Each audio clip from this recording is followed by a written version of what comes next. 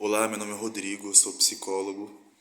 Estou retomando aqui a série sobre esse livro aqui do Paulo Amarante, Saúde Mental e Atenção Psicossocial. Havia dado uma pausa na leitura e nos comentários. Dei uma atenção maior aí à questão do tratamento dos usuários de drogas lá da Cracolândia, dos moradores da Cracolândia, mas aí que envolve também formas de tratamento, formas de ver as pessoas, né, com as internações compulsórias.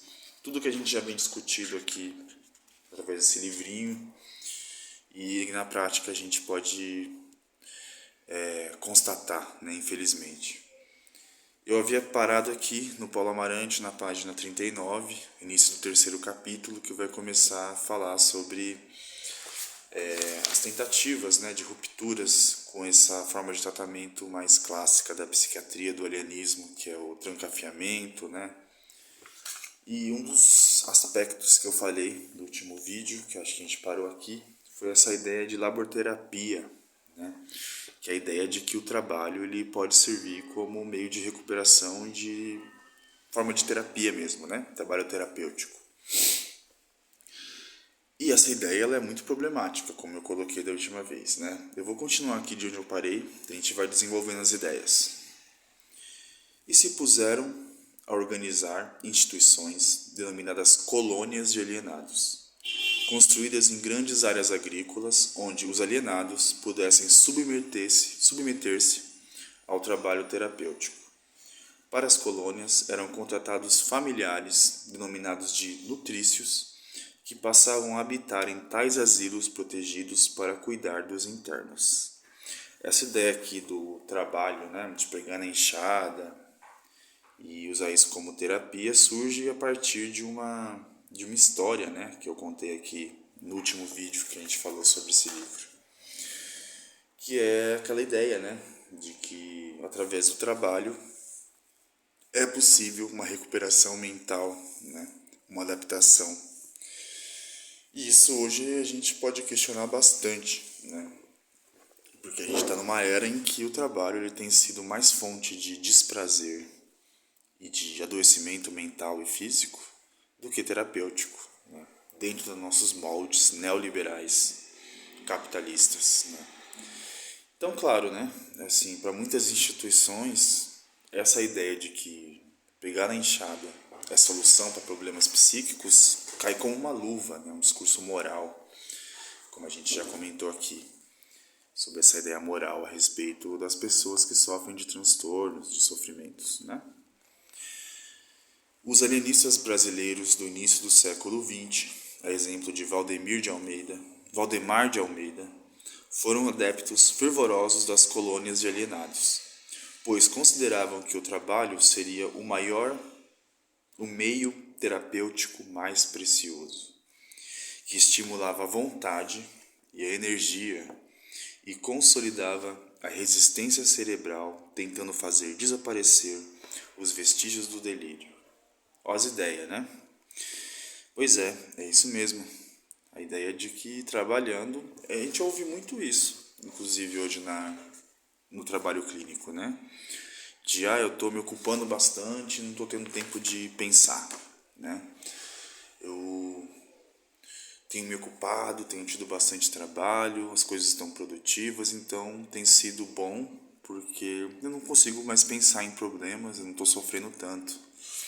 Só que isso é muito perigoso, né? Porque assim, o fato de você estar ocupando a sua mente, não pensando, se ocupando de problemas, não significa que o problema foi resolvido, que a questão foi resolvida, né?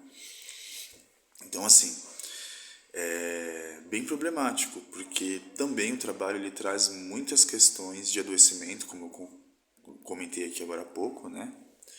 Trabalho não é garantia de saúde, não mesmo, né? A gente sabe bem disso. E assim, pensando na opinião pública, na visão de humano, na visão de tratamento, só reforça certas ideias mais morais, certas ideias mais opressoras, né?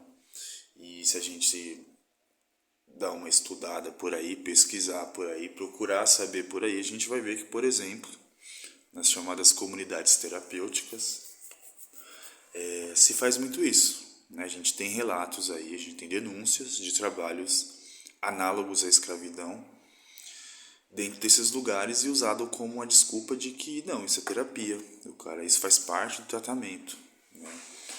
Então, assim, é bem conveniente para as instituições moralistas, bem conveniente para uma opinião pública moralista e uma forma de culpabilizar e até punir essas pessoas, né? Tudo pode ser usado de forma muito distorcida, né? Isso é válido colocar. E que fala das colônias, né? Que é essa ideia que tenta transformar o hospital em algo menos hospitalar, vamos dizer assim, né? Essa ideia de colônia, de espaços menos hospitalares, porém, né, ainda com grandes problemas, como a gente vai ver aí. As primeiras colônias brasileiras foram criadas logo após a proclamação da República e chamavam-se Colônia de São Bento e Colônia Conde de Mesquita, ambas na Ilha do Galeão, atual Ilha do Governador, Rio de Janeiro. Com a gestão de Juliano Moreira, psiquiatra baiano que dirigiu assistência médico-legal de alienados por quase 3 décadas, foram criadas dezenas de colônias por todo o país, tendência radicalizada, ainda mais na região de Adalto Botelho, nas décadas de 40 e 50. Para se ter uma dimensão da imensidão e alcance do projeto, a colônia de Juqueri, em São Paulo, chegou a ter 16 mil internos. Pensa só, 16 mil pessoas internadas, institucionalizadas, com suas liberdades violadas, privadas, né? E a história disso a gente conhece e não é bonito, pelo contrário, é bastante triste, bastante problemático, violento, né? Mas aqui a gente vai continuando e vai ver o resultado disso, né? Mas a alegria durou pouco. Logo as colônias mostraram-se iguais aos asilos tradicionais. De uma aldeia de pessoas livres com sua própria história e cultura, nasceram instituições asilares de recuperação pelo trabalho. Poderia ser encontrada alguma explicação a partir dessa aparente contradição? Pois é, né? Isso aqui é baseado num modelo aqui que eu contei no último vídeo, né? Que aconteceu lá na Europa, que foi essa ideia das colônias, né? Teve aquela ideia do pessoal que ia buscar a cura daquela santa, daquela história do louco que se curou ao vê-la sendo decapitada, virou uma tradição. Daí as pessoas deixavam seus doentes na cidade, eles começaram a se organizar, né?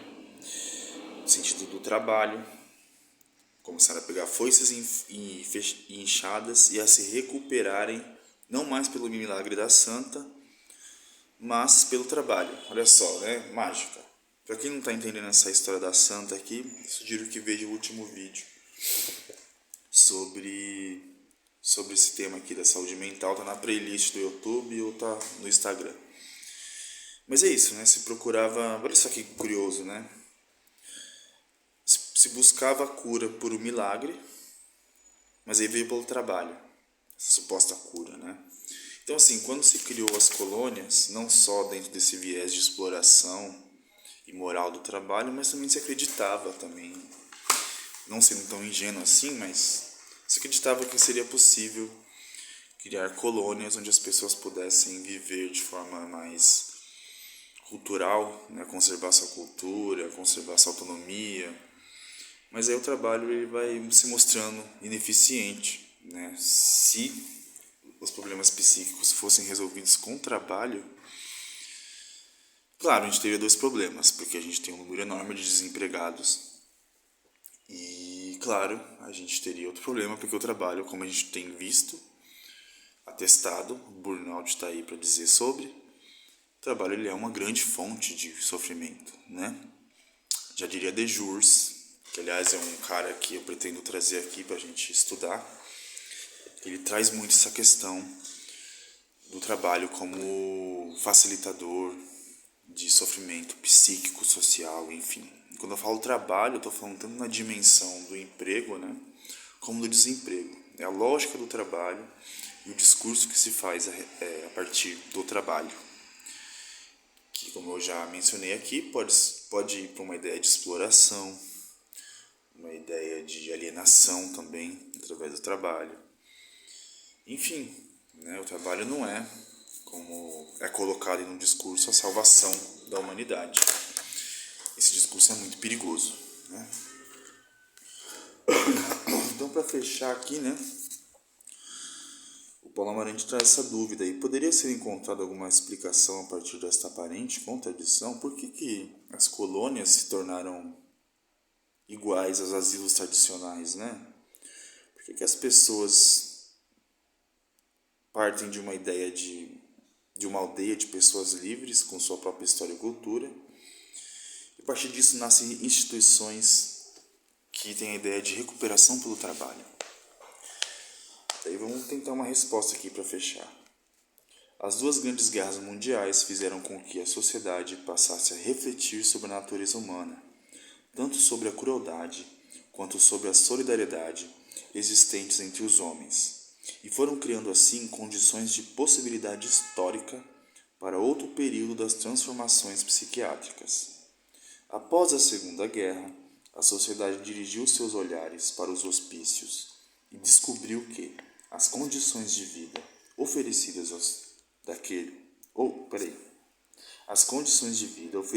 aos pacientes psiquiátricos ali internados em nada se diferenciavam daqueles dos campos de concentração.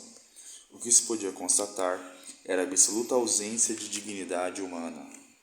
Assim nasceram as primeiras experiências de reformas psiquiátricas. Aqui agora a gente vai entrar no campo que mais nos interessa, né? No campo que a gente aposta, não só de reforma, mas de talvez antipsiquiatria, mas antipsiquiatria clássica. Não estou aqui excluindo o ator social psiquiatra da saúde mental, enfim, não é isso, né?